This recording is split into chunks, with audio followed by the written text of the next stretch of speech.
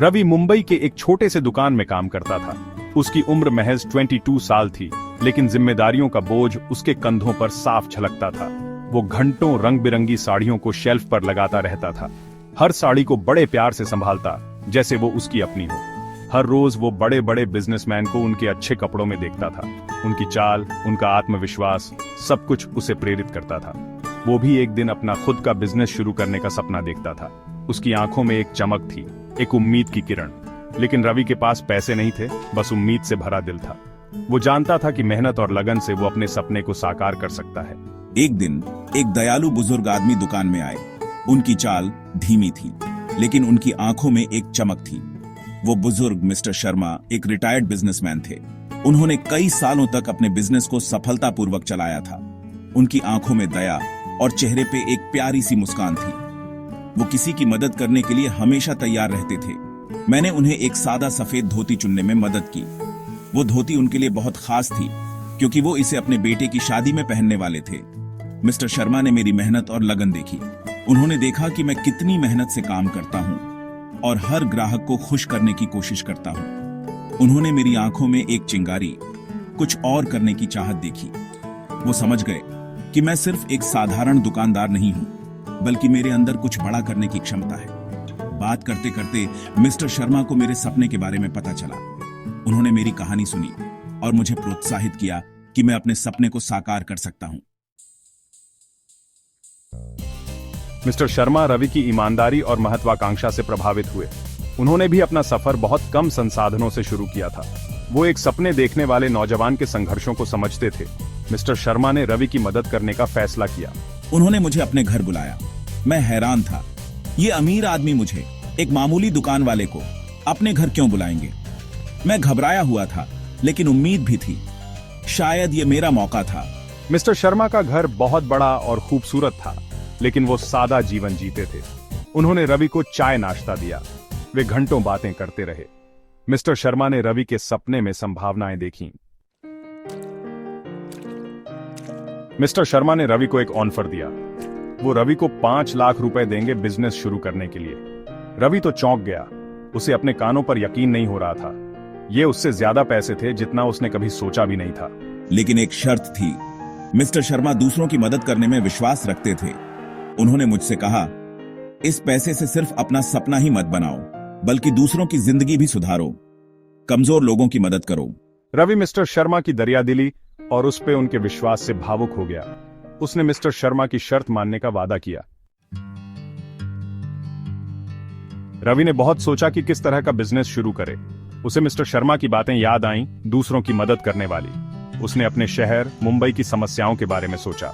एक दिन मैंने कुछ महिलाओं को रिसाइकल की हुई चीजों से बैग बनाते देखा। मेरे दिमाग में एक विचार आया, मैं एक इको फ्रेंडली बिजनेस शुरू करूंगा। मैंने अपनी कंपनी का नाम ग्रीन हार्ट रखा। उसने पैसे से सामान खरीदा और एक छोटी सी वर्कशॉप किराए पर ली। उसने अपने मोहल्ले के बेरोजगार लोगों को काम पर रखा। उसने उन्हें सिखाया कि कैसे रिसाइकल की हुई चीजों से सुंदर और उपयोगी चीजें बनाई जाती हैं। रवि की वर्कशॉप उम्मीद की जगह बन गई। यहाँ हर कोई एक नए जोश के साथ काम करता है, मानो उन्हें एक नया मकसद मिल गया हो।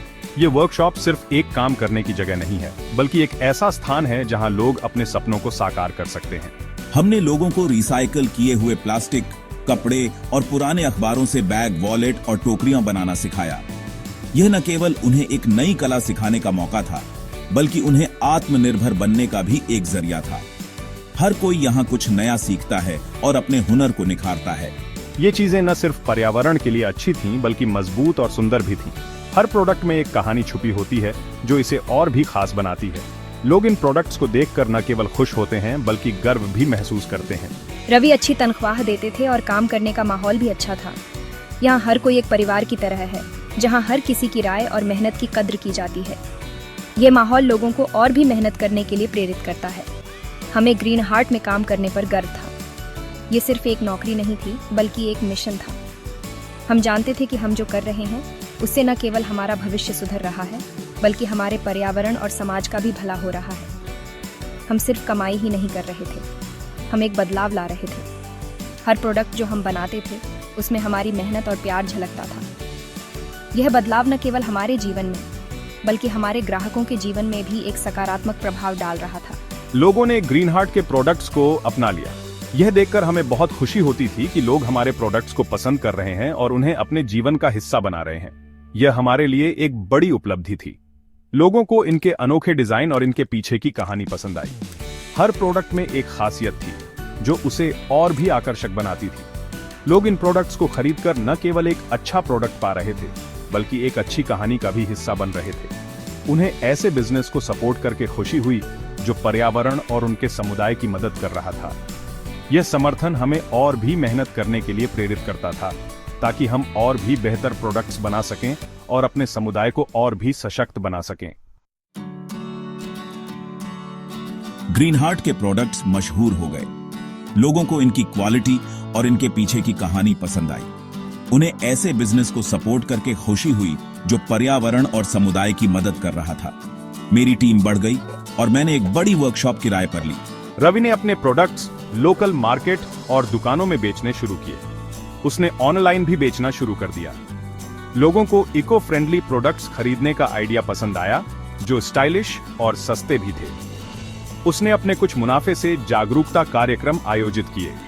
उसने लोगों को रिसाइकलिंग और पर्यावरण की रक्षा के महत्व के बारे में बताया। रवि की कहानी ने कई लोगों को प्रेरित किया। मेरा बिजनेस कामयाब रहा। मैंने अपने सपनों को साकार करने के लिए कड़ी मेहनत की और अपने व्यवसाय को ऊंचाइयों तक पहुंचाया। मैं अच्छा मुनाफा कमा रहा था। हर महीने के अंत में जब मैं अपने वित्तीय रिपोर्ट्स देखता तो मुझे गर्व महसूस होता। लेकिन उससे भी जरूरी बात यह थी कि मैं एक बदलाव ला रहा था। मेरे लिए सिर्फ पैसे कमाना ही सब कुछ नहीं था। मैंने उन लोगों के लिए रोजगार पैदा किए जिन्हें इसकी सबसे ज्यादा जरूरत थी। मेरे व्यवसाय ने कई परिवारों को स्थिरता और सुरक्षा प्रदान की। मैंने उन्हें उम्मीद और अपनी जिंदगी सुधारने का मौका दिया था। मेरे कर्मचारियों ने न केवल आर्थिक रूप से बल्कि व्यक्तिगत रूप से भी प्रगति की। उसने लोगों को पर्यावरण की रक्षा के महत्व के बारे में भी जागरूक किया था। रवि ने अपने व्यवसाय के माध्यम से पर्यावरणीय स्थिरता को बढ़ावा दिया। रवि ने दिखाया कि अच्छा करते हुए भी कामयाब हुआ जा सकता है।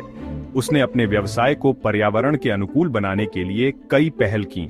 रवि, मुझे तुम पर गर्व है। तुमने न केवल अपने व्यवसाय को सफल बनाया बल्कि समाज के लिए भी बहुत कुछ किया। तुमने अपनी कामयाबी का इस्तेमाल अपने समुदाय को ऊपर उठाने के लिए किया है।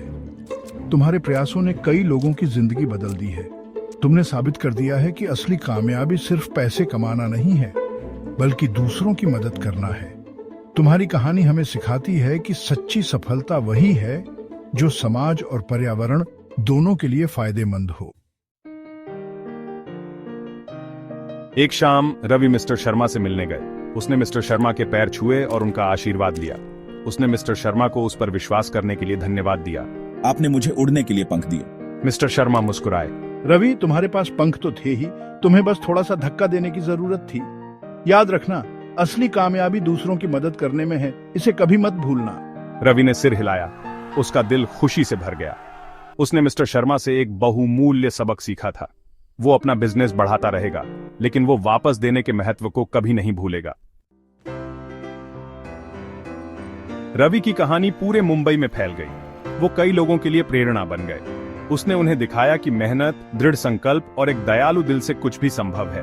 मैंने साबित किया कि असली दौलत पैसे से नहीं, बल्कि दुनिया पर आपके सकारात्मक प्रभाव से मापी जाती है। और असली समृद्धि दूसरों को ऊपर उठाते हुए खुद भी ऊपर उठने में है।